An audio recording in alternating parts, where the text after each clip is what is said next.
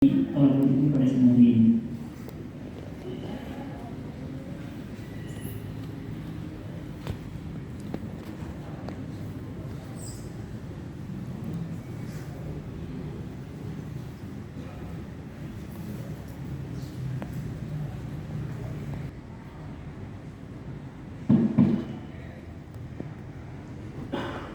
Alhamdulillah, wassalatu wassalamu ala Rasulillah.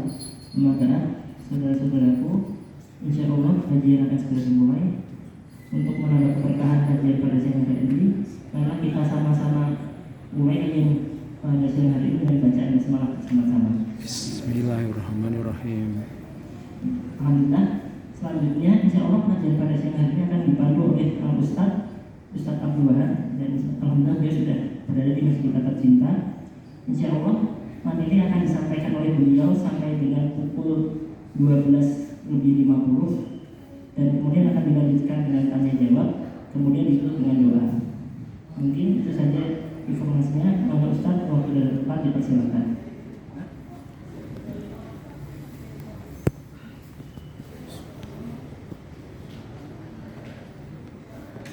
Assalamualaikum.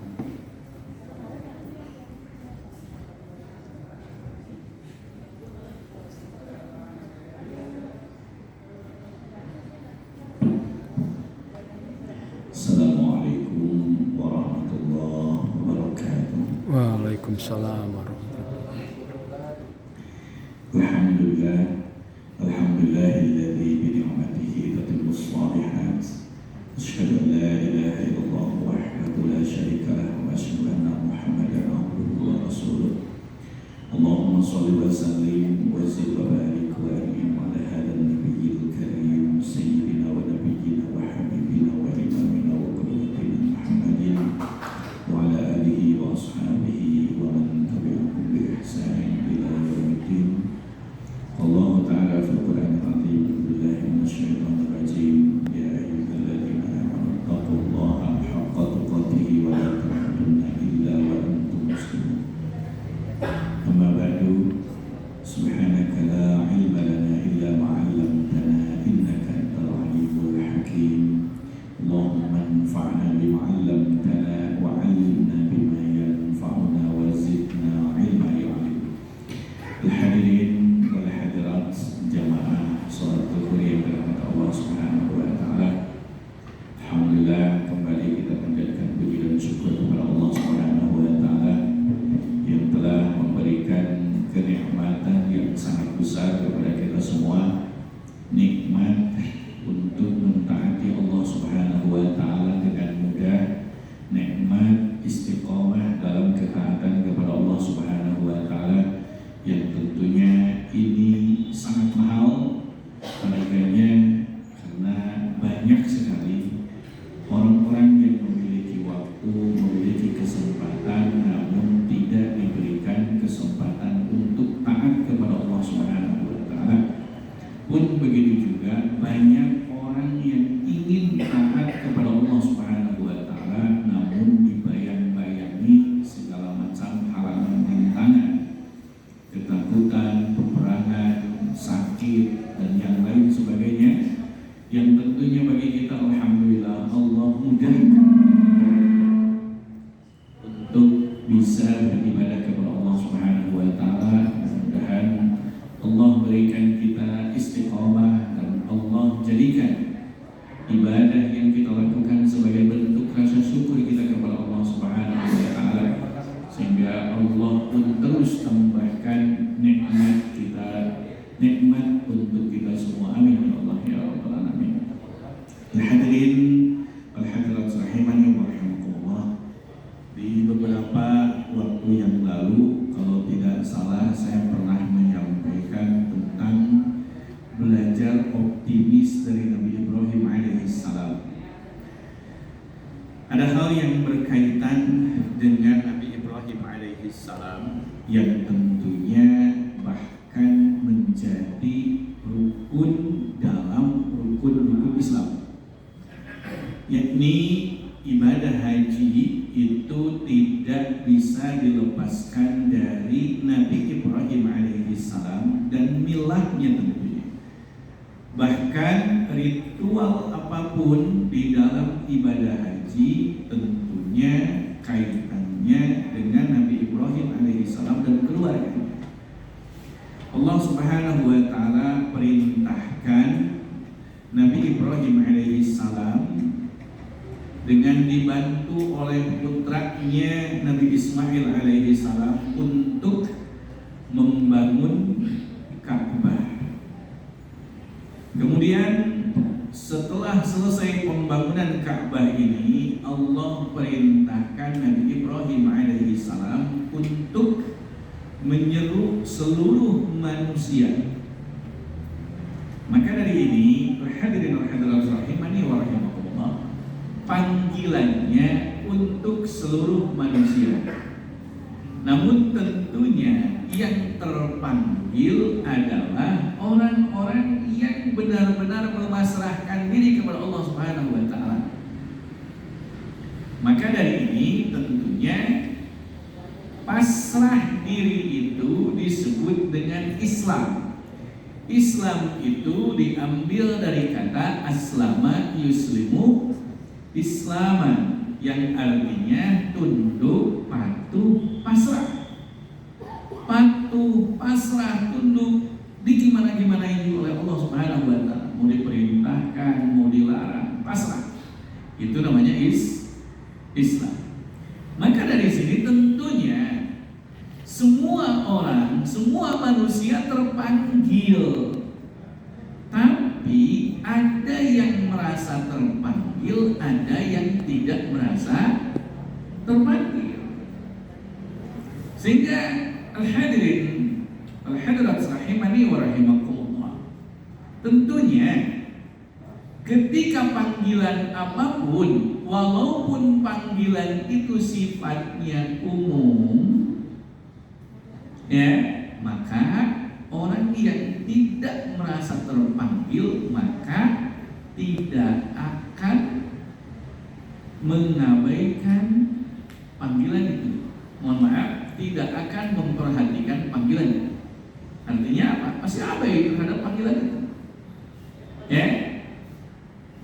Contoh misalkan biasa di stasiun itu sudah ada panggilan kepada seluruh penumpang. Ya itu tentunya umum seluruhnya.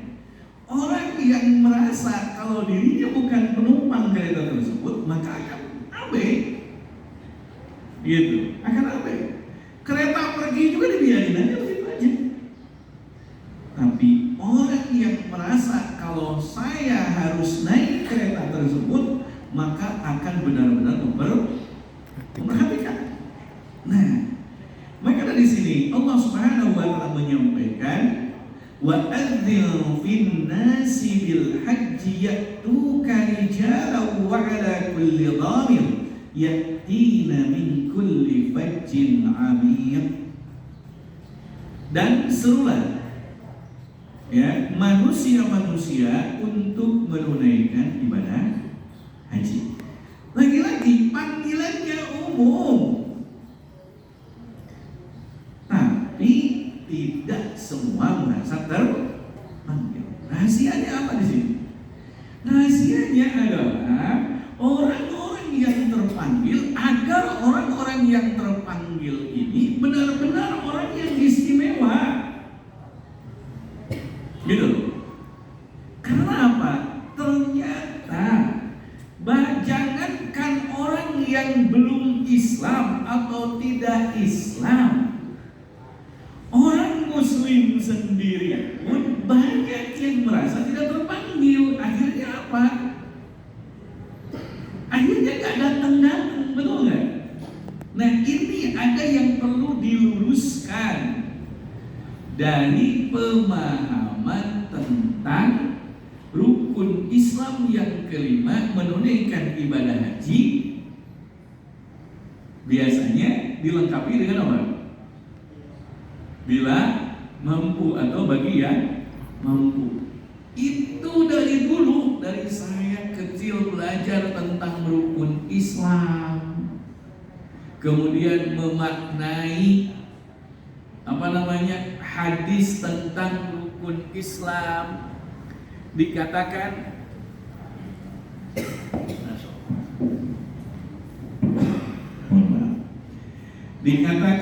manistata'a ilaihi sabila, itu dimaknainya adalah bagi orang yang mampu di jalannya. Begitu. Dimaknainya seperti itu. Kemudian pun begitu juga ayat tentang haji itu sendiri, walillahi 'alan nasi hajjul baiti man istata'a ilaihi sabila. Bahkan di terjemahan Al-Quran yang beredar di Indonesia, dimaknainya adalah bagi orang yang mampu. Nah, ini yang perlu saya luruskan. Nah, kemudian kembali ke ayat, Nabi Ibrahim alaihi salam diperintahkan oleh Allah Subhanahu wa taala menyeru seluruh manusia. Nabi Ibrahim alaihi salam bertanya kepada Allah, "Ya Allah, bagaimana saya harus memanggilnya?" Sementara zaman itu jangankan WhatsApp yang bisa di broadcast, tentunya SMS aja belum ada, email aja belum ada. Allah Ta'ala alam tentang surat menyurat apakah sudah ada apa belum, gitu ya. Maka kata Allah Subhanahu wa taala, seru saja, nanti aku yang akan menyampaikannya. Maka akhirnya Nabi Ibrahim alaihi salam naik ke bukit dan menyuruh seluruh manusia untuk datang. Dan ternyata karena Allah yang menyampaikan seruan itu, akhirnya apa? Dari seluruh penjuru bumi datang ke Baitullah, yang tentunya tadi yang merasa terpanggil, ya, datang ke Baitullah untuk menunaikan ibadah haji, bahkan rela untuk rijalan. Rijalan ini dari kata rijlun, artinya apa? Kaki, ya, jalan kaki. Mohon maaf, masya Allah.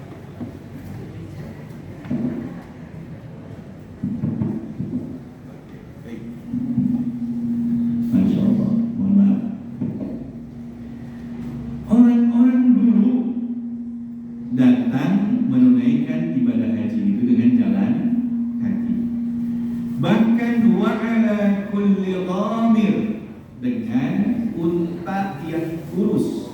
Saking apa? Saking jauhnya perjalanan sampai unta pun kurus, karena unta pun yang ditunggangi merasa capek.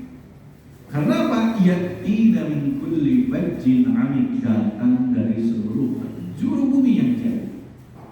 Nah, maka dari ini, hadirin hadirat rahimani wa rahimakumullah, Allah Subhanahu wa taala memerintahkan di dalam surat Ali Imran ayat ke 96-97 Allah menyampaikan, inna awwala baiti wudi'a lin-nas lalladzi bi Bakkah mubarakan wa hudan lil alamin.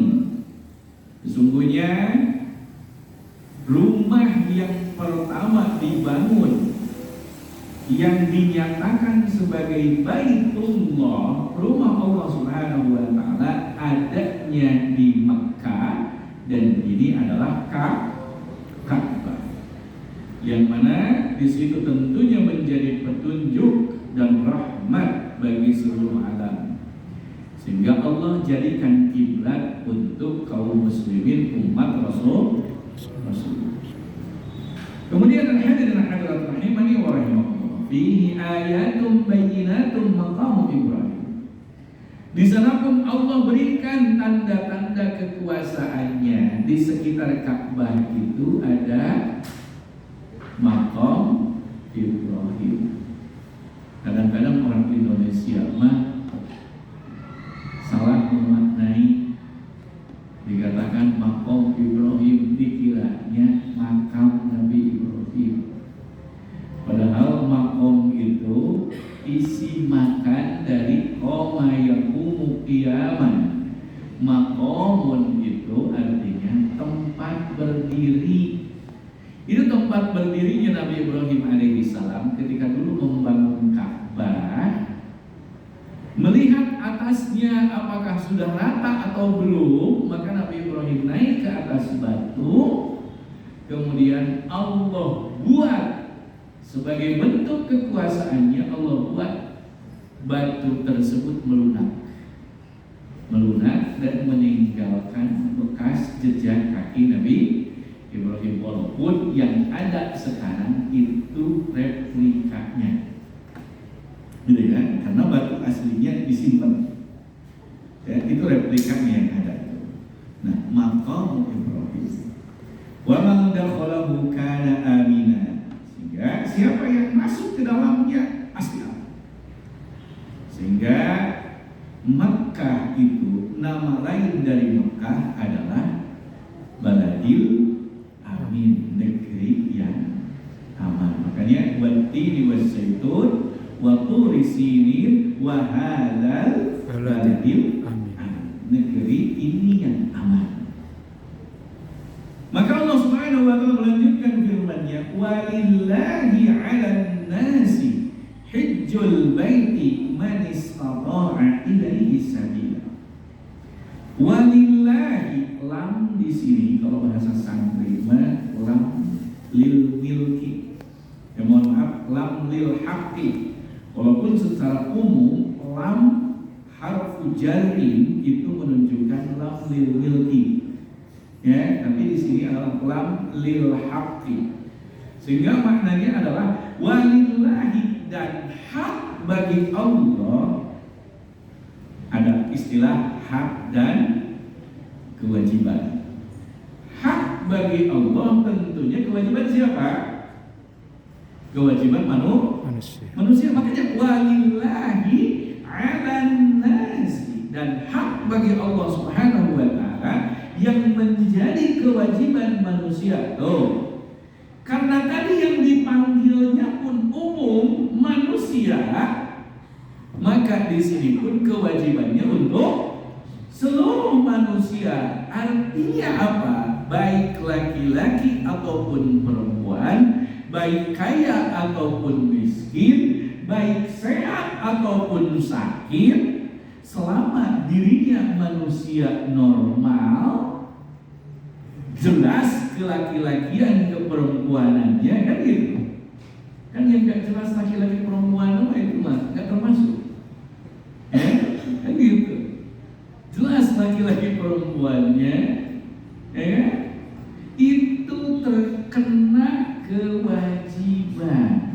Nah, maka 'alan nasi yang umum di sini, maka orang-orang yang betul-betul bisa menunaikan itu jadi orang yang istimewa, menjadi tamunya Allah Subhanahu wa taala. Maka walillahi 'alan nasi hajjul baiti, hak bagi Allah Subhanahu wa taala yang menjadi kewajiban bagi manusia adalah menunaikan ibadah haji. Nah, di sini nih yang harus saya luruskan kalimat manistata'a ilaihi sabila. Man di sini disebut dengan man mausulah. Lagi-lagi ini pun umum. Man kembali ke manusia tadi. Ya. Manusia yang bagaimana? Istata'a. Lagi-lagi bisa dicek di terjemahan Kementerian Agama pun yang beredar di mushaf itu artinya adalah bagi orang yang mampu. Saya cek di di aplikasi pun sama, yaitu bagi orang-orang yang mampu mengadakan perjalanan ke sana. Padahal kita lihat istata'a ilaihi sabila, man istata'a ilaihi sabila, ini menunjukkan keistimewaan ibadah haji.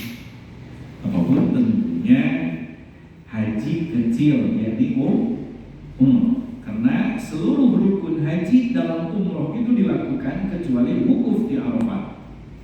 Makanya makanya umroh itu disebut dengan haji kecil. Nah, berbeda dengan ibadah yang lainnya. Sholat gak ada embel-embel. Bahkan sholat itu orang gak mampu berdiri, ya lakukan sambil duduk. Gak mampu sambil duduk, berbaring. lakukan sambil berbaring. Gak mampu sambil berbaring, silahkan sambil terlentang. Asal jangan terlentang gitu ya. Karena jangankan terlentang, kalau biskuit aja bisa batal. Ya, sambil terlentang. Kalau udah gak bisa sambil terlentang, oh itu mah minta disolati. Gitu kan. Nah, puasa, Masya Allah, puasa tentunya gak ada embel-embel apapun. Puasa dan kita tinggal melakukannya. Bagi yang sakit ya tinggal nanti diganti ketika sudah sehat. Bagi wanita yang haid bahkan haram melakukan puasa, nanti diganti ketika di luar bulan Ramadan. Zakat pun Masya Allah terikatnya. Bahkan kalau zakat mal kan terikat haul dan nisab. Tidak semua zakat, bahkan kebanyakannya mustahil, bukan muzaki.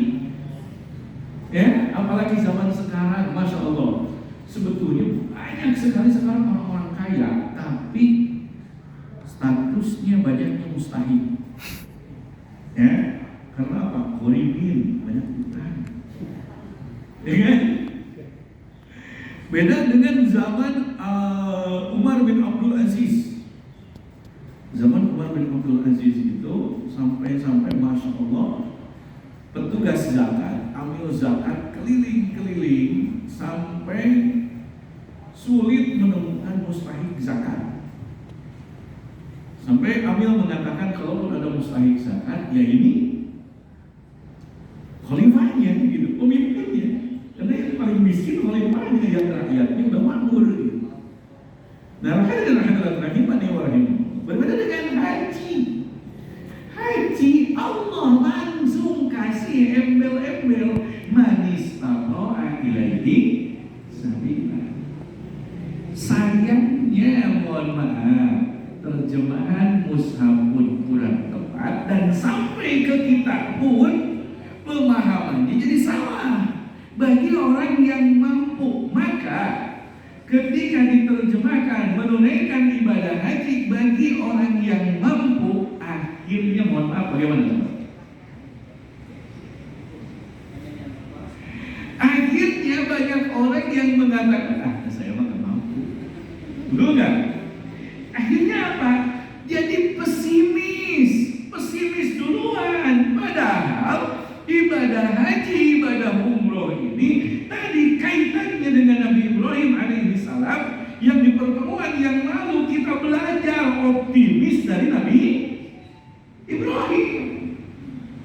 Nah ini ketika mohon maaf kurang tepat dalam memaknai itu, akhirnya menimbulkan pesimis. Saya nggak tega kalau nyebut salah, ya, kurang tepat, ya kan? Nah, padahal kalimat istata'a ini diambil dari kata to'a. Akar kalimat awalnya adalah to'a. To'a itu sendiri apa? Taat. Sudah jadi bahasa Indonesia, taat. Dalam kaidah bahasa Arab, kullama zadal makna. Setiap bangunan kalimat itu bertambah, maka maknanya pun bertambah. Ditambah kalau bahasa santri mah tambah hamzah sinta qoblal fa. Qoblal fa'il, sebelum fa'il. Jadi wa istata'a. Yang ini istata'a hamzah sinta qoblal fa ini kalau kita belajar tentang sorof, bahkan maknanya pun ada 6. Makna yang masyhurnya tolabiyah. Tolabiyah itu permohonan. Banyak kalimatnya, contoh seperti istighfar dari kata ghafara, yang artinya istighfar itu sendiri adalah mohon ampun. Maka istata'a ini sendiri, istita'ah itu sendiri adalah maknanya kita ambil dari makna hamzah sinta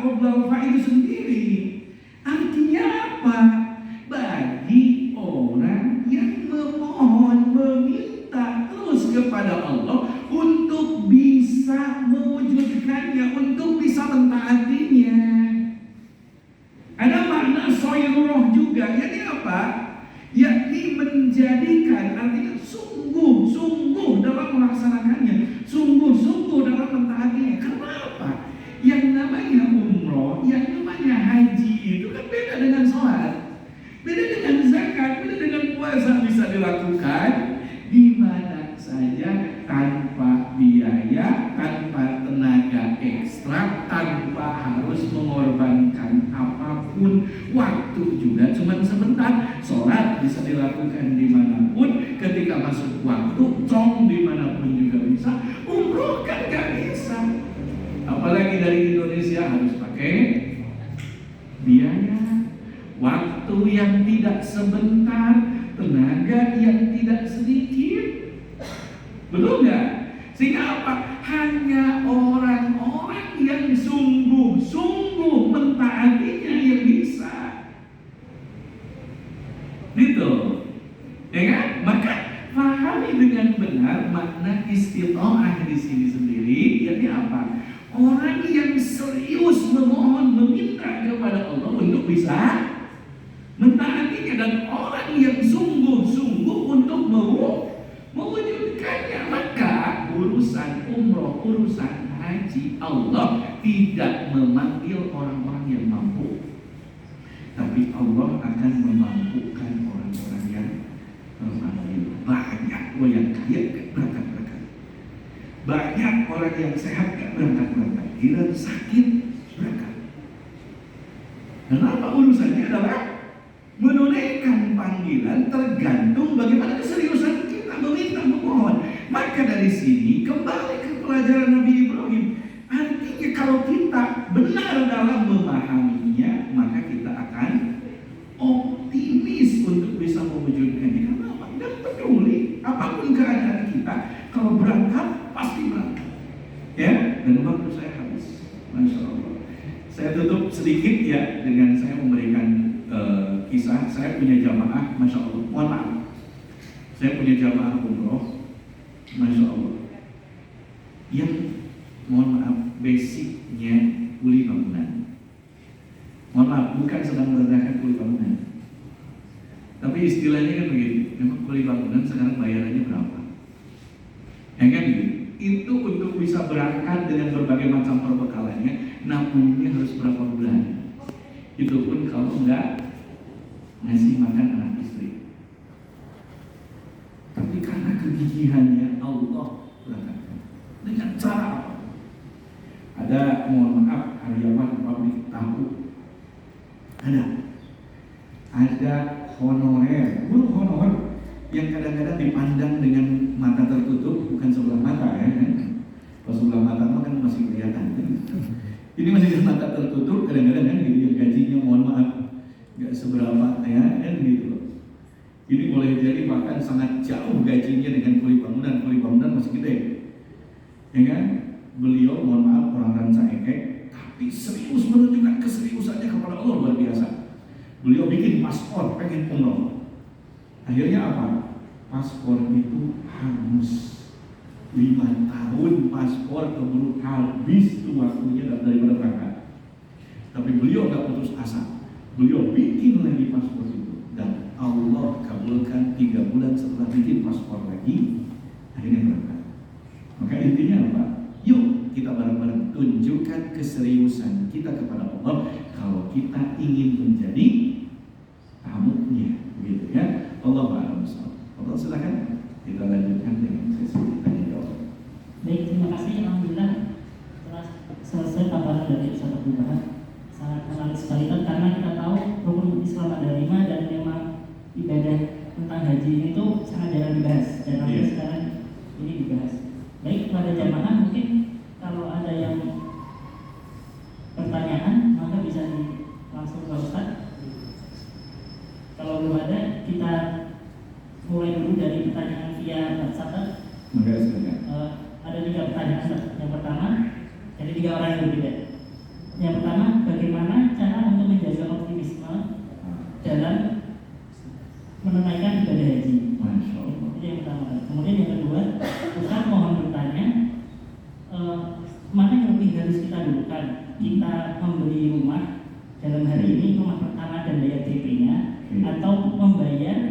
biaya daftar haji kan. Oke, Masya Allah. Kemudian pertanyaan yang ketiga, asal Ustaz hendak bertanya, saya pernah membaca bahwa Ka'bah itu tuh sudah pernah direnovasi dan yang sekarang itu tidak adalah bukan Ka'bah seperti zaman Nabi Ibrahim. Oke, Dan bahkan untuk melempar jumroh pun juga bukan. Nah, kemudian apakah itu mengurangi kesakralan atau membuat ibadah haji umroh kita batal? Oke, Masya Allah. Ini pertanyaan yang sangat luar biasa ya, Masya Allah. Pertama tentang bagaimana menumbuhkan dan menjaga optimisme kita kepada Allah Subhanahu wa Ta'ala. Optimis kita kepada Allah tentu kaitannya adalah dengan husnudzon billah, yakni berbaik sangka kepada Allah Subhanahu wa Ta'ala. Dan husnudzon billah ini akan berbanding lurus dengan iman.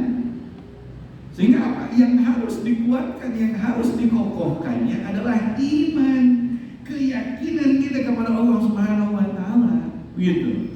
Sehingga apa? Dengan seperti itu, dengan iman yang dikuatkan, iman yang dikokohkan, keyakinan akan Allah Subhanahu wa Ta'ala yang menciptakan kita, yang memberi rezeki kita, yang menjaga kita, yang memberikan kemudahan dalam setiap kehidupan kita, maka kita pun akan mudah untuk husnudzon billah. Karena Allah menciptakan kita saja mudah dari yang tadinya tidak ada, apa sulitnya bagi Allah Subhanahu wa Ta'ala untuk menyampaikan kita ke Mekah, untuk menunaikan ibadah haji dan umroh, dan orang lain pun sudah banyak yang duluan dari kita, betul nggak? Lalu apa sulitnya juga untuk memberangkatkan kita? Nah itu, ya sehingga apa? Imannya ini, keyakinannya ini yang harus senantiasa terus dipupuk, gitu. Ya, kemudian yang kedua dari tentang apa? Nah ini Masya Allah. Ini Masya Allah pernah ditanyakan juga ke Masyaikh di Timur Tengah.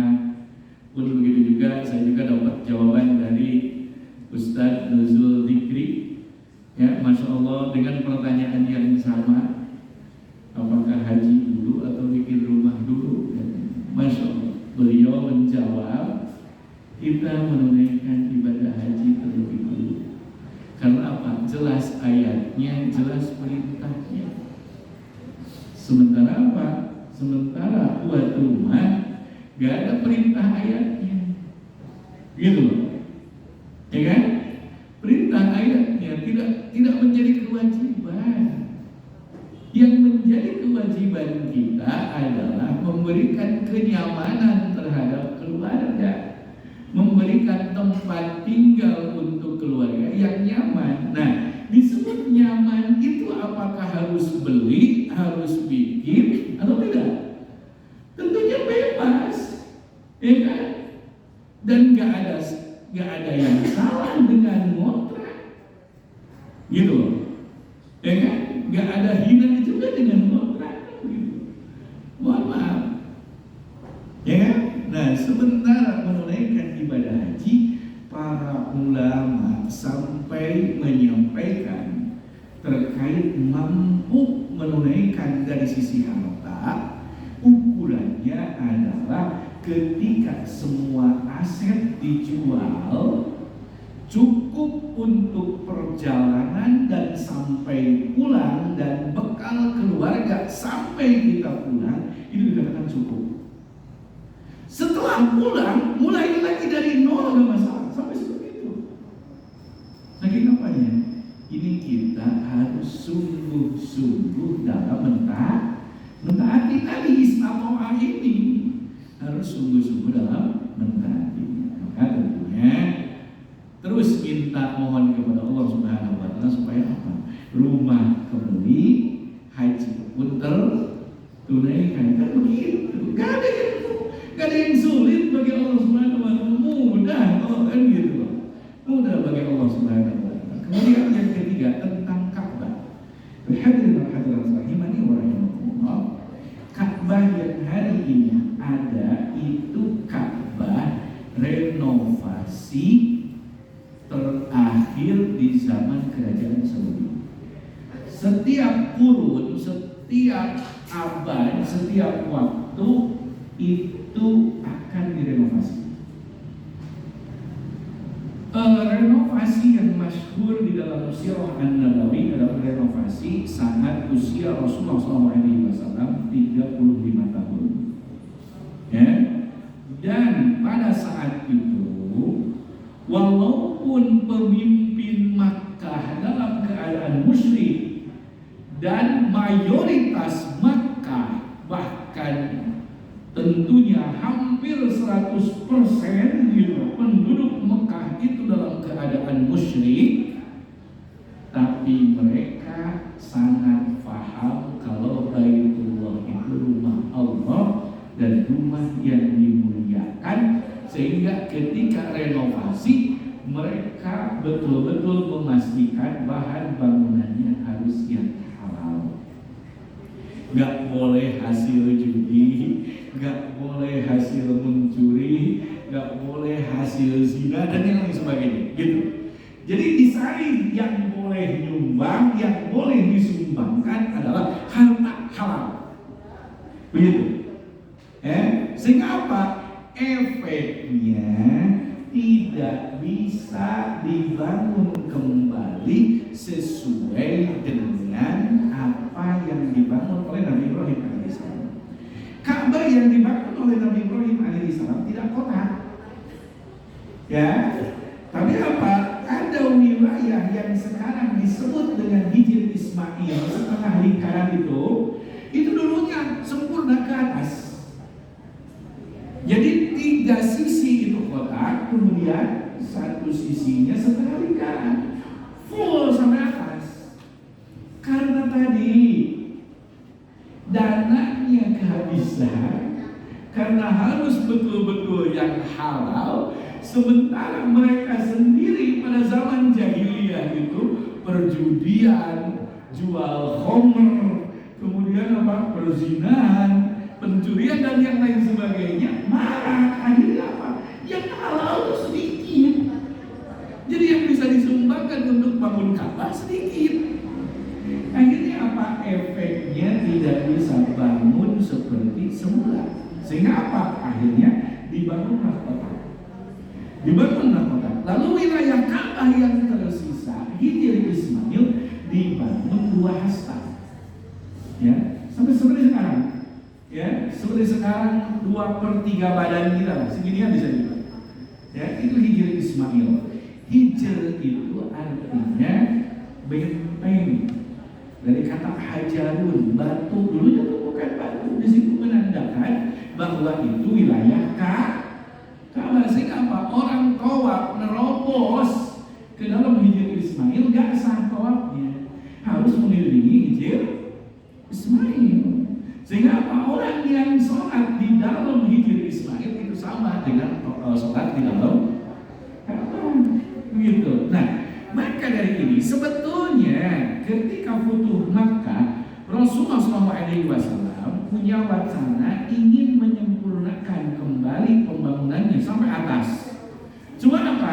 Cuma seluruh manusia sudah tahu kalau wilayah Hijr Ismail ini adalah wilayah Ka'bah dan ingin menghormati renovasi yang pada saat Rasulullah sebelum menjadi Nabi dan Rasul. Akhirnya apa? Akhirnya Rasulullah urutkan niat menyempurnakan pembangunan Ka'bah dan akhirnya sampai sekarang, gitu. Sehingga apa? Sehingga ketika terus-menerus direnovasi dan terakhir renovasi itu zaman kerajaan Saudi, udah kerajaan Saudi. Kalau nggak salah Raja Faisal terakhir itu ketika zaman Raja Faisal. Jadi Ka'bah yang sekarang itu adalah Ka'bah yang renovasi zaman Raja Faisal, dan boleh jadi tidak akan ada renovasi lagi karena kan udah kokoh gitu. Tapi tidak dengan pondasinya tetap pondasi yang dibangun oleh malaikat Jibril. Gitu. Enggak merenovasi pondasi. Ya. Sehingga apa? Sehingga Ka'bah ini tentunya kan simbol. Kita bukan menyembah Ka'bah, tapi menyembah Allah. Kenapa kita ngadep Ka'bah? Karena Allah yang perintahkan. Kalau Allah perintahkan yang ngadep gunung, ya kita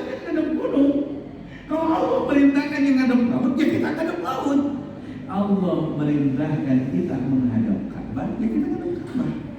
Bukan sedang menyembah Ka'bah. Sehingga apa? Wilayah Ka'bah paling mulia saja, Hajar Aswad, sejatinya tidak ada kekhususan di situ, keutamaannya. Hanya saja Rasulullah pernah menciumnya. Sehingga Umar bin Khattab ketika tawaf pernah menyampaikan, wahai Hajar Aswad, engkau hanya sekedar batu, tidak bisa memberikan manfaat, tidak bisa memberikan madarat.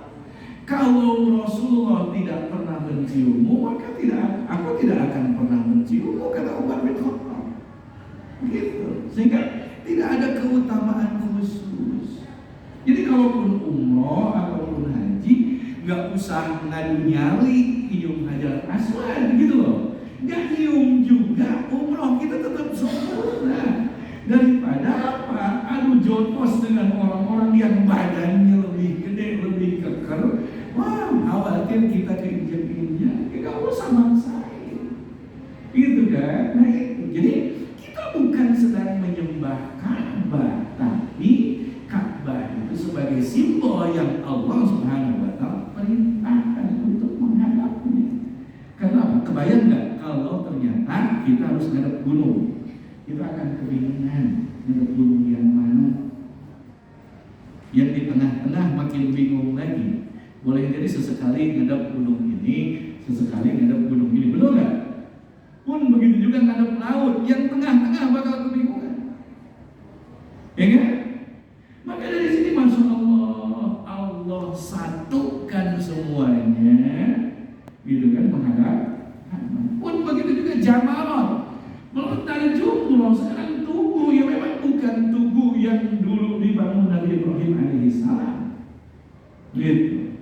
Tugu itu sebagai simbol yang Allah perintahkan sebagai bentuk manasik haji, yang ibadah haji yang sejarahnya dulu ketika Nabi Ibrahim akan menyembelih Nabi Ismail alaihissalam digoda oleh setan. Maka Nabi Ibrahim melemparnya dengan 7 kali lemparan itu setan. Artinya sekarang ketika melontar jumroh dalam ibadah haji, bukan lagi melempar setan, enggak, udah jelas-jelas itu batu. Ya kadang-kadang saya suka melihat ibadah haji itu, Pak, pakai apa namanya? Pakai tenaga, pakai nafsu, gitu kan, melempar setan. Ya bukan sedang melempar setan, jelas-jelas melempar batu. Dan kalau melempar setan, setannya juga nggak kelihatan. Habis gitu bisa nyincep, boleh jadi kan? Gitu udah jelas lempar batu gitu kan gitu. Sebagai simbol. Kenapa kita lempar itu? Allah memerintahkan. Ya kan? Kalau Allah suruh melempar gunung, ya ngelempar gunung. Kalau Allah suruhnya ngelempar laut, ke laut aja ngelemparnya, ya ke laut. Gitu kan? Allah ngelemparnya di sana sebagai simbol, dan itu Masya Allah. Tentunya siapapun yang menunaikan ibadah haji dengan apapun manasiknya, ritualnya, maka Nabi Ibrahim alaihissalam, Hajar istrinya, Nabi Ismail putranya Rasul, putra Nabi Ibrahim alaihissalam, tentunya mendapatkan pahalanya. Allah Ta'ala bisa, Masya Allah. Habis mungkin ya, karena waktu juga habis, kita sama-sama tutup dengan doa. Mudah-mudahan Allah Subhanahu wa Ta'ala memberikan kemanfaatan atas ilmu yang kita kaji, pun begitu juga memberikan kesempatan kepada kita semua untuk bisa menunaikan ibadah umroh, untuk bisa menunaikan ibadah haji. Amin. Amin. Alhamdulillahirabbil alamin. Hamdan syakirin, hamdan na'im, hamdan yuwafi ni'amahu wa yukafi mazidah. Ya Rabbana lakal hamdu wa lakal syukru kama yanbaghi li jalali wajhika wa 'azimi sultanik. Allahumma shalli ala Muhammad wa ala ali Muhammad kama shallaita ala Ibrahim wa ala ali Ibrahim innaka Hamidum Majid. Allahumma barik ala Muhammad wa ala ali Muhammad kama barakta ala Ibrahim wa ala ali Ibrahim innaka Hamidum Majid. Allahumma inna nas'aluka bi annana nashhadu annaka anta Allah la ilaha illa anta al-ahad as-samad lam yalid wa lam yulad wa lam yakul lahu kufuwan ahad. Allahumma inna nas'aluka bi asma'ika al-husna wa sifatika al-'ulya ya rabbana ighfir lana dhunubana wa dhunub walidayna warhamhum kama rabbawna shighara. Bi